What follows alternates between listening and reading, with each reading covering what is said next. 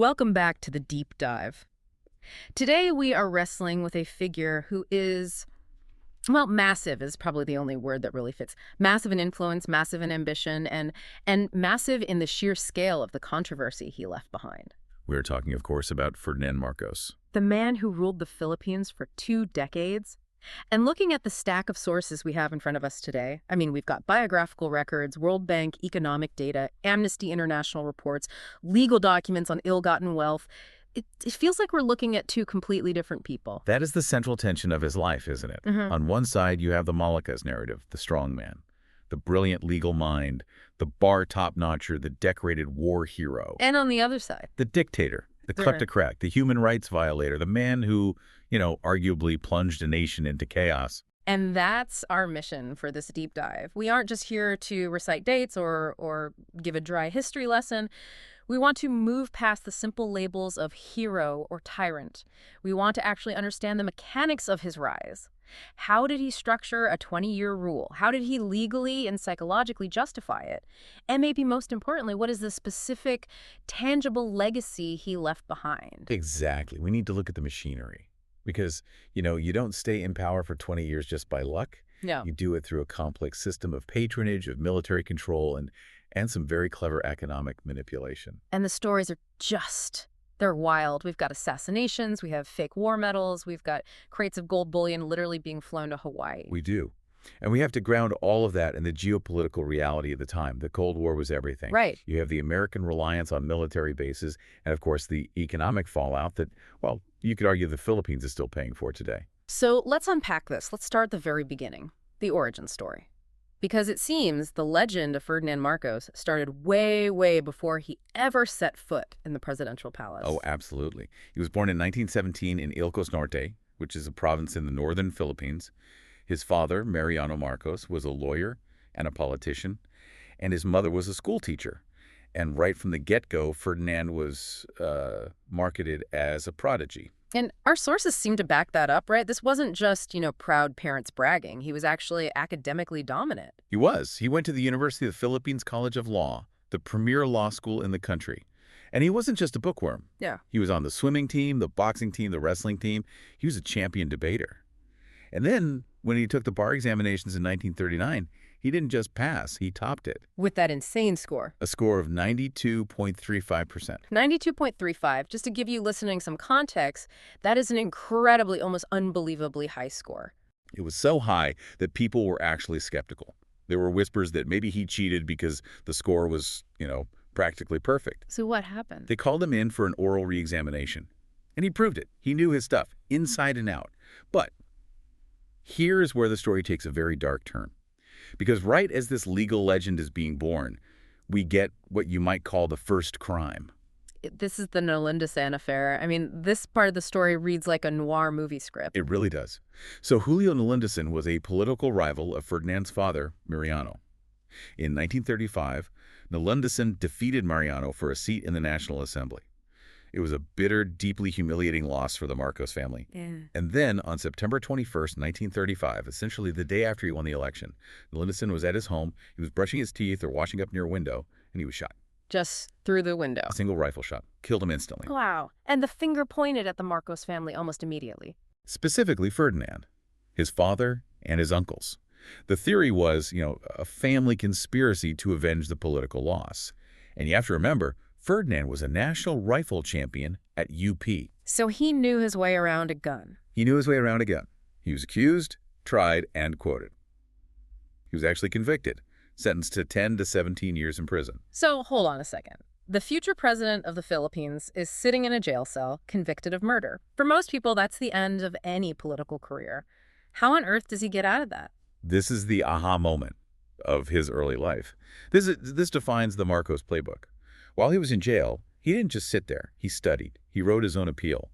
And then he requested to argue his own case before the Supreme Court. As a convicted murderer, that is incredibly bold. It is, and it worked. The justice who penned the decision was Justice Jose P. Laurel. Now, interestingly, Laurel himself had a similar history of violence and acquittal in his youth. You're kidding. No, and Laurel overturned the conviction. Marcos was acquitted. So this just cemented the narrative. Marcos is a genius. He's untouchable. He can get out of the tightest spots imaginable using his brain and his mastery of the law. Exactly. It created this aura of invincibility. It sends a message, right? I can commit the act and I can legally maneuver my way out of the consequence. But if the legal genius was one pillar of his myth, the other was the war hero. Right. This is a huge part of the branding.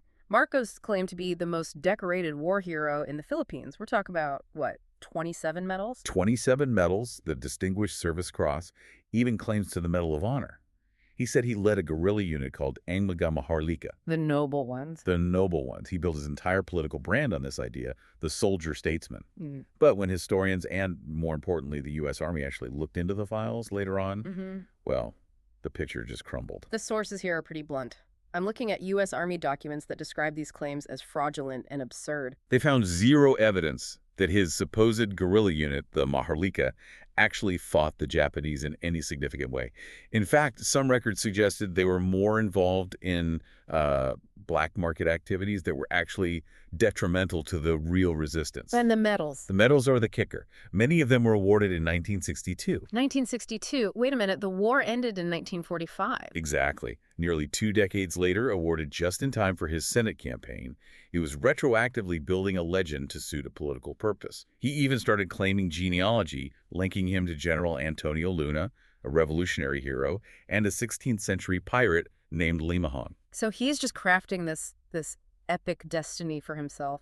I'm the descendant of heroes, the war hero, the legal genius. And it worked. It absolutely worked. He Go climbed ahead. the political ladder, House of Representatives, the Senate president. And finally, the presidency in 1965. He ran against the incumbent Diosdado Macapagal and won. He won. So, 1965, Marcos is president. The slogan was, "This nation can be great again." These were supposed to be the golden years.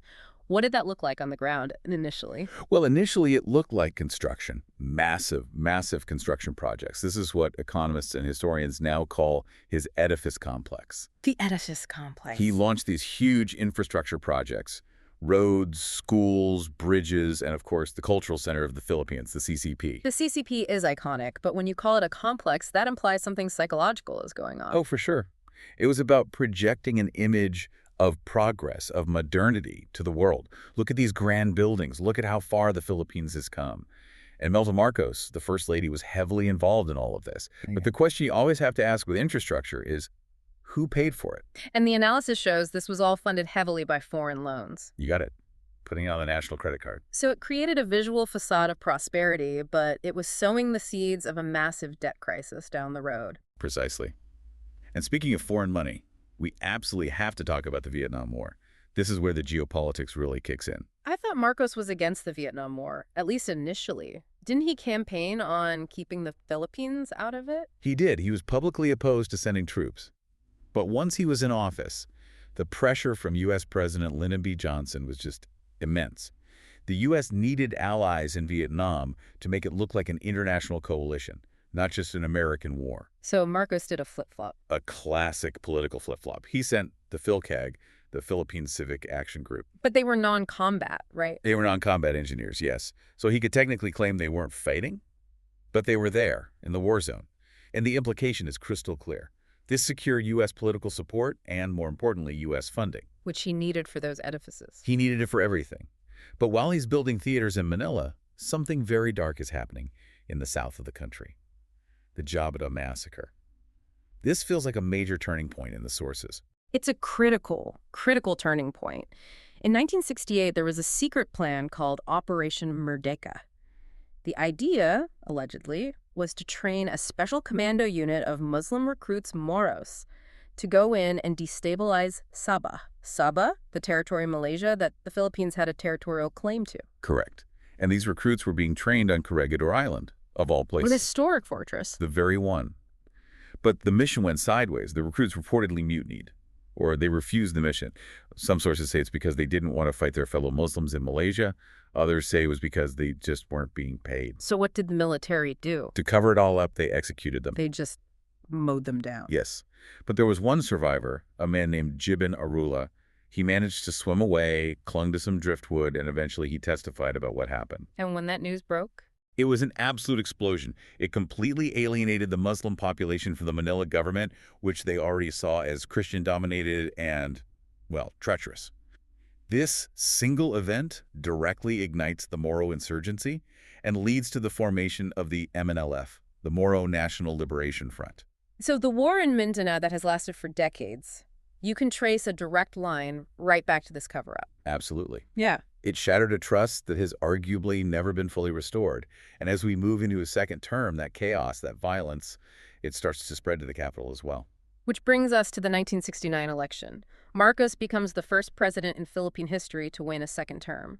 But the sources we have describe this as the dirtiest, most violent, and most corrupt campaign ever seen. They called it the campaign of the 3 Gs. Guns, goons, and gold. Guns, goons, and gold. Catchy, but terrifying. The spending was completely out of control. Marcos reportedly spent so much money buying votes and securing loyalty that he actually triggered a balance of payments crisis. Can you break that down for the listener? What exactly is a balance of payments crisis in this context? Sure. Basically, the country ran out of its foreign currency reserves because the government was spending far more than it was bringing in. To fix it, they had to devalue the currency, let the peso float. Which means the peso plummeted against the dollar. It plummeted. And when that happens, everything imported gets more expensive. Inflation just soared. The golden years facade was cracking, and fast. The average Filipino was suddenly much poorer. And the people felt it. This is where we see the first quarter storm erupting in 1970. Yes. Massive student protests. And the imagery is so vivid. During a State of the Nation address, students literally threw a coffin and a stuffed alligator at Marcos as he was entering Congress. A stuffed alligator, that's very specific. In Philippine culture, the buaya, or crocodile, the alligator, is the ultimate symbol of greed. It's the symbol of the corrupt politician. And the state's response to these protests? Violence. The police dispersed the protests brutally. And this had a radicalizing effect. Students who are, moderates, just asking for reform. They started looking at the radicals in the communist movement and thinking, maybe they're right. Maybe the system can't be fixed. So violence begets more violence. And then we get the Plaza Miranda bombing in 1971. This is one of the biggest and darkest mysteries in Philippine political history. It was a Liberal Party rally, the main opposition party. Grenades were thrown onto the stage, 9 people died, nearly 100 were injured. The opposition leadership was almost entirely wiped out in one night. And naturally, Marcos blamed the communists. Immediately. He blamed the CPP and PA, the Communist Party of the Philippines, Sioux People's Army. But his critics, and even later evidence from, CIA moles and other sources, suggested that Marcos might have been involved. Or at the very least, he allowed it to happen to create a pretext for cracking down. A false flag operation. Create a crisis to justify your solution. It's a very strong possibility that historians debate to this day. But regardless of who actually threw the grenade, Marcos used it. He immediately suspended the writ of habeas corpus. Which means? Habeas corpus is the legal protection that prevents the government from just arresting you without a warrant and holding you indefinitely. So by suspending it, he could arrest anyone he wanted. It blurred the line between being a legal protester and being an armed rebel. It feels like the walls are just closing in. Then come the 1972 Manila bombings, department stores, water pipes blowing up. Right, a series of strange, mysterious explosions. No one was really getting hurt, but it created this atmosphere of terror and chaos in the capital. The government blamed urban guerrillas. But again, the only suspects who were ever caught were linked to the Philippine constabulary, the police force. It looked very much like stage setting. Setting the stage for the big move, September 1972. Martial law. Proclamation 1081. Signed on September 21st, but announced to the public on September 23rd. The official rationale was to save the republic from the communists on the left and the oligarchs on the right. He promised to reform society. And the immediate action was absolute silence. Complete silence. All media outlets were shut down. Congress was padlocked. Opposition leaders like Ninoy Aquino and Jose Diokno were arrested in the middle of the night. It was a total, complete takeover of the state.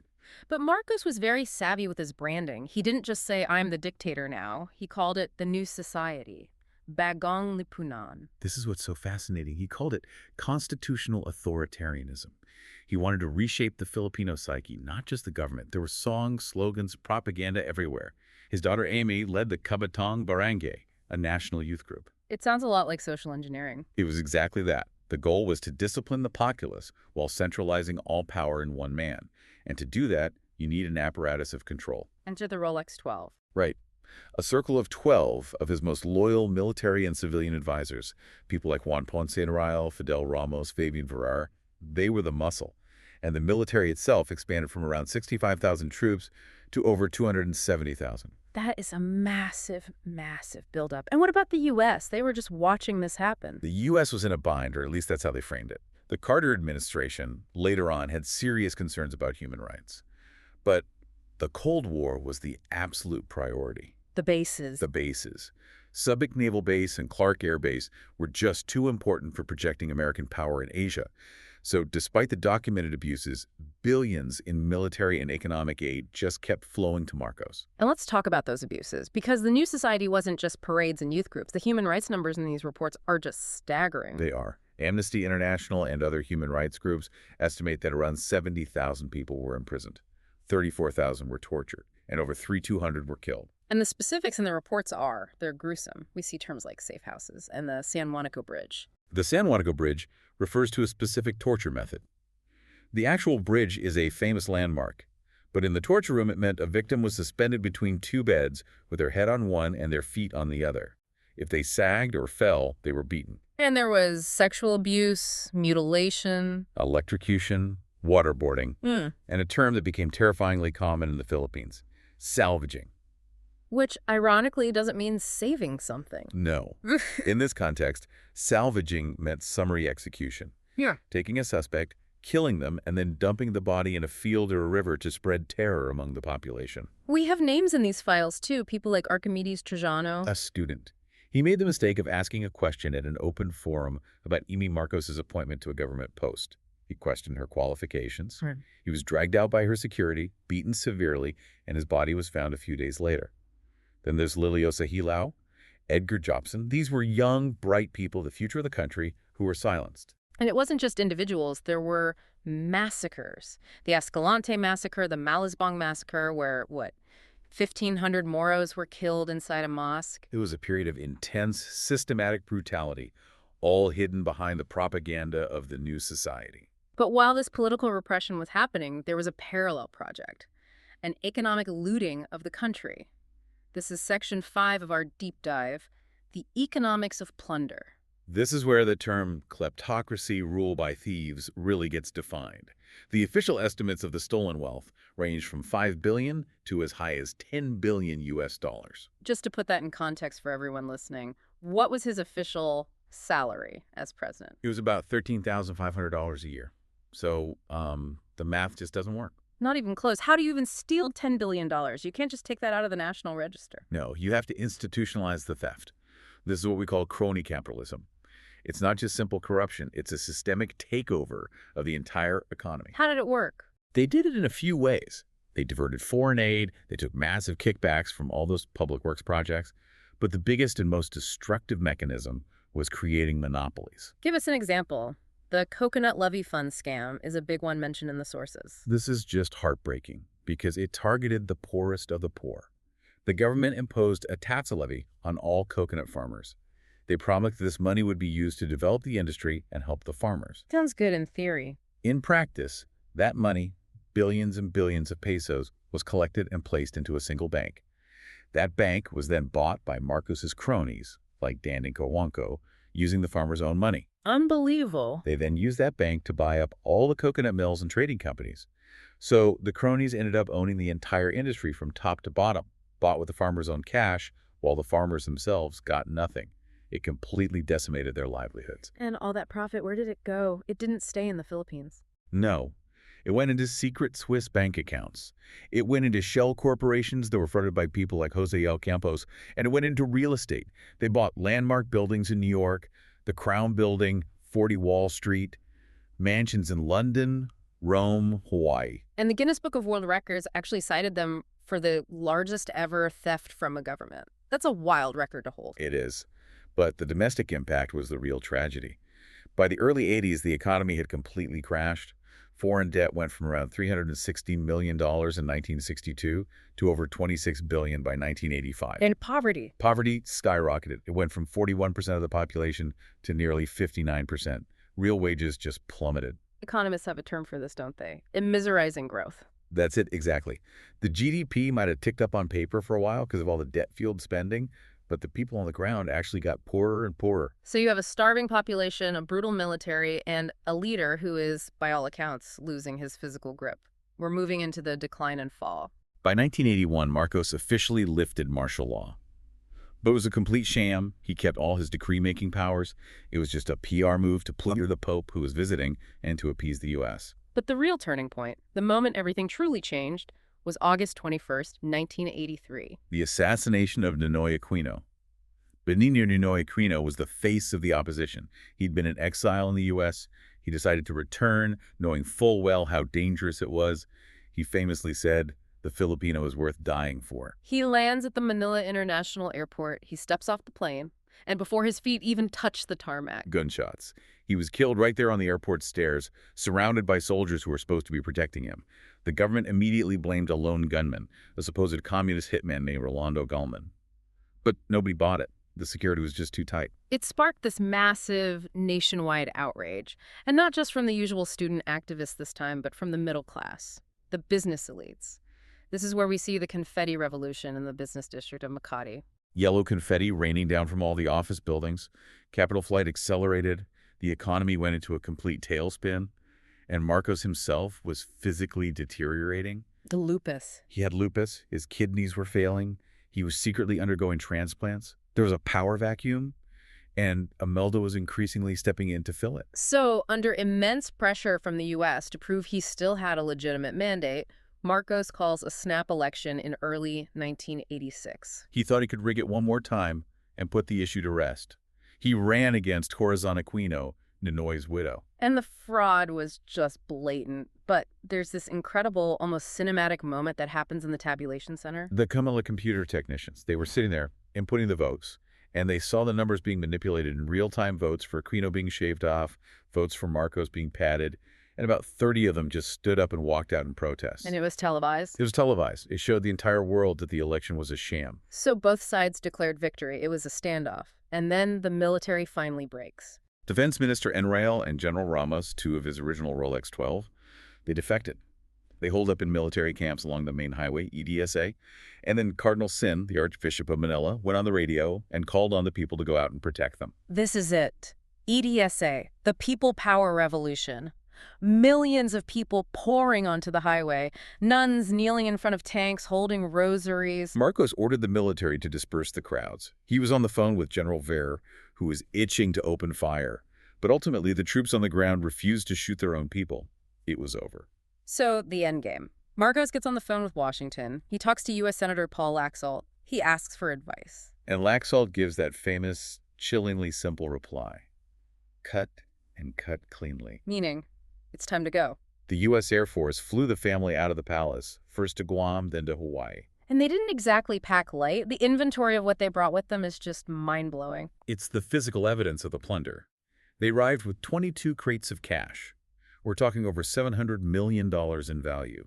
Gold bullion, exquisite jewelry. There was even a solid gold statue covered in diamonds. And back in Manila, the protesters storm the Malacañang Palace, and what do they find? The shoes. Imelda's 2,700 pairs of shoes. It became the global symbol of their obscene excess. While the country was in deep poverty, she had a department store in her closet. So Marcos is in exile in Hawaii. Does he just accept defeat and live out his days? Not at all. He immediately started plotting to return.